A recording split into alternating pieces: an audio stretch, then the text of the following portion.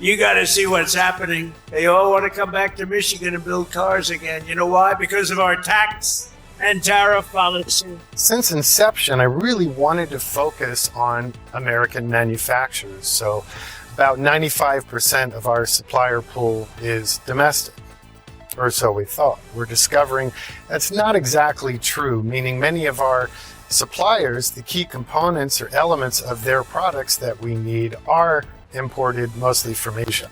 President Trump is pretty pleased with his sweeping tariffs. We're rich as hell. We're the hottest country in the world, and I like that. In fact, they'll make Americans poorer, and the president has started something he cannot win.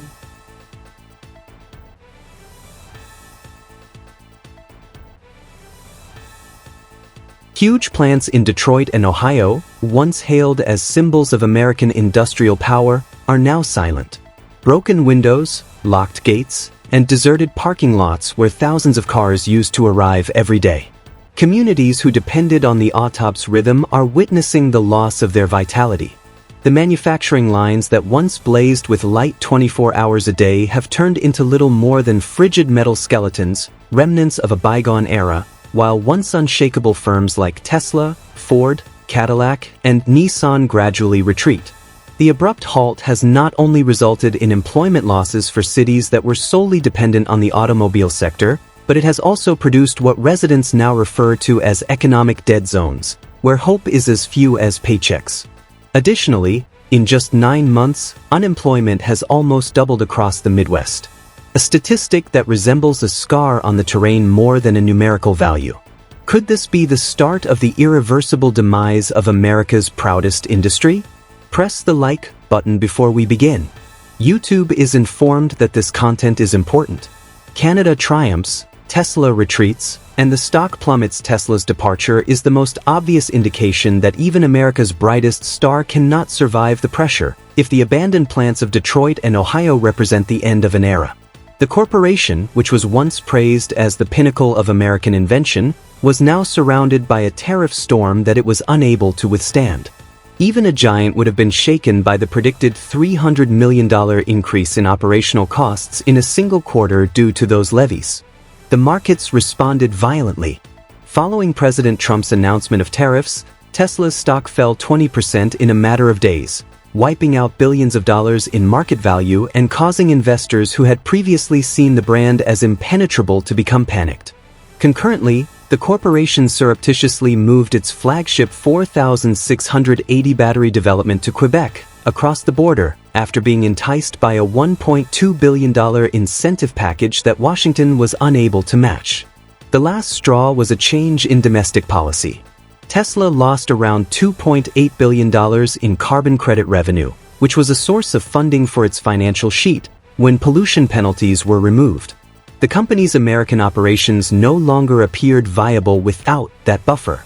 As a result, the symbol of electric ambition was the most recent to leave. If you've read this far, you might want to subscribe. It's the way we continue to reveal things that others won't. However, Tesla is not by itself. Cadillac has been equally affected by tariffs, which have turned the once prestigious American brand into a liability that threatens its very existence. Every model now costs between $4,000 and $10,000 more each vehicle due to a 25% duty, which even devoted buyers find difficult to defend. With a price tag of $93,295 today, Cadillac's flagship SUV and long-standing status symbol, the Escalade, is well out of reach for families who once saw it as an aspirational vehicle. Costs are rising outside of showrooms as well. General Motors' plans to go electric in the U.S. have been essentially put on hold when the firm stated in Tennessee that it will stop producing its EV models, the LAR and the Vistique, by the end of 2025. Local authorities have spoken out. The mayor of Arlington, Texas, which is home to one of Cadillac's most significant plants, delivered a direct warning, referring to the tariff system as a strategy that will kill jobs. The statements seem less like bluster to employees who are already preparing for layoffs and more like affirmation of a future they believed was imminent. Although Cadillac's problems may appear serious, they are insignificant in comparison to the losses suffered by the biggest companies in the sector. Ford, the brand that was once associated with American tenacity, has been forced to back off. In just a few months, factory closures in Chicago and Michigan due to losses over $1.5 billion have left nearly 9,000 workers without jobs. Once reliant on the daily cadence of factory shifts, entire neighborhoods now face Cadillac crippled by tariffs, Escalade out of reach, sealed gates, and a seemingly constant stillness. Stellantis, the parent company of Chrysler, Jeep, and Dodge, has been dealt an equally severe blow on the other side of the Atlantic. Numerous assembly lines have been placed on indefinite hold, and around 900 U.S. workers have already lost their jobs. While the direct impact of tariffs alone has been projected to be over $330 million, the corporation claimed losses of $2.3 billion. What started out as a policy to save domestic jobs has actually sped up their demise, undermining the industrial belt's fundamental basis in the United States. For both Ford and Stellantis, the question now is whether they can continue to produce in the United States at all, rather than just surviving a short-term storm. Chevrolet and Nissan are causing America to bleed if Ford and Stellantis are causing America to bleed internally. From the Silverado pickup to the Blazer SUV, iconic models that were formerly proudly marked with "Made in the USA" are now being produced in plants located in South Korea and Mexico. The insignia can appear the same to customers. However, the reality is clear to workers in Missouri, Texas, and Michigan. There is no light on the assembly lines. General Motors reported $1.1 billion in losses in the second quarter of 2025 alone, a sum that reflects both declining demand and the expenses associated with leaving the U.S. market.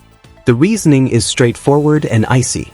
GM reduces labor costs by up to 70% by moving production south and abroad, a savings that Washington's tariff walls were unable to negate. Nissan has calculated similarly. The business, which was formerly keen to grow in Tennessee, has changed its mind, laying off over 25,000 employees and reducing 20% of its American capacity. The impact has been disastrous for the little industrial communities that relied on those factories. Whole neighborhoods become shells of their former selves, businesses close, and schools lose funding. The same ruthless message is reinforced with every departure. Production around the world is not waiting for America to resolve its problems. Foreign manufacturers caught in the same storm are having to face a different kind of reckoning, as if the demise of American legends wasn't enough. A twin squeeze has hit Hyundai, a long-time quiet success story in the southern United States. Front-end cost-raising tariffs and immigration restrictions that stifle the very labor force required to sustain industry. Analysts warned that sticker prices on popular models might increase by an additional $3,000 to $6,000, causing Hyundai's profits to plummet by more than 20% in the second quarter of 2025. The business, which previously promoted itself as the less expensive substitute for more expensive U.S. brands, now faces the possibility of losing its competitive advantage in the very area where it had made the most gains. However, data only provides a portion of the picture. Federal officials conducted one of the biggest immigration raids in recent history at Ford and Stellantis battery plant in Georgia, laying off thousands of workers and arresting 475 in a single sweep. An already precarious supply chain suddenly lost its lifeblood, causing production schedules to collapse and highlighting how reliant on migrant labor modern manufacturing has become. Supervisors were forced to work overtime, while nearby vendors were abruptly left without orders that had previously been certain. Hyundai has started shifting its supply chain strategy away from the US completely and rerouting investment toward Vietnam and India in response to skyrocketing costs and a declining labor pool. That change affects more than just American employment. It sends a message to other international automakers that the US might not be a dependable place to do business. For Washington, it serves as yet another reminder that regulations intended to protect American industry are really making it more likely to migrate elsewhere. Hyundai's withdrawal is not just another business tale, as rivals abroad stealthily take advantage of the chances that have been missed. It's a view of the larger debris. Every departure and every line that is closed contributes to a national bill that is getting harder to ignore. The showroom is where American families first notice the harm. The average cost of new cars has increased by $3,000, while pickup trucks, long the backbone of working class and rural life, have increased by up to $10,000. Families are forced to keep older cars longer despite rising repair costs and declining dependability because what was once a household investment has become a luxury that many cannot afford. The effects spread. Family budgets are already being strained to the limit as auto loans continue to rise to all-time highs. The same pattern has been seen in insurance rates, which have increased by hundreds of dollars annually in tandem with the growing cost of cars. In many parts of the nation, owning a car is becoming increasingly unattainable for young Americans just starting their careers. The national situation becomes considerably more concerning. Analysts caution that if inflation continues to rise by 1.3%, the U.S. economy may lose between $45 and $75 billion in output. Once a constant source of expansion, auto sales have dropped by almost 1 million units to only 15 million units annually. The impact of that collapse extends far beyond auto dealerships. Tax money is lost by state governments. Suppliers are at risk of going bankrupt. Additionally, the primary sources of income for local economies that were previously supported by factory payrolls disappear. The city that once made Detroit a global symbol of modernity and the pride of American manufacturing now faces the possibility of being regarded as a warning. The car industry is undermining the middle class, destroying trust, and highlighting the weakness of policies that promised protection but instead brought about collapse, rather than fostering prosperity. Canada has transformed a crisis into an opportunity, while the United States is losing capital and employment. Quebec has quickly with Tesla's plan to move its 4,680 program northward under a $1.2 billion incentive package.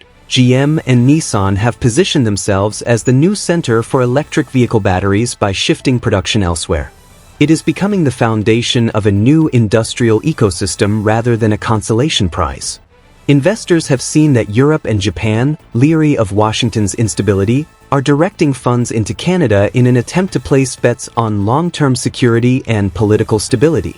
By producing the human capital necessary to ensure that these projects remain long-term fixtures in the global supply chain rather than transient experiments, Ontario's universities are speeding up the pipeline of engineers and technicians. In a value chain that formerly centered on American factories, Canada is gradually but distinctly taking its place as the replacement hub. This completes the circle of the story. The lights in Ontario and Quebec shine brightly as industries in Ohio and Detroit go silent. Now, the question is not only how much America has lost, but also if it will ever be able to recover the seeds it planted. Could the rise of Canada signal the start of a long-term shift in the industrial balance of North America? Or is this just the beginning of a much bigger conflict over the direction of manufacturing worldwide? Thank you for viewing, and please remember to like and subscribe if this spoke to you. The truth is fueled by each click.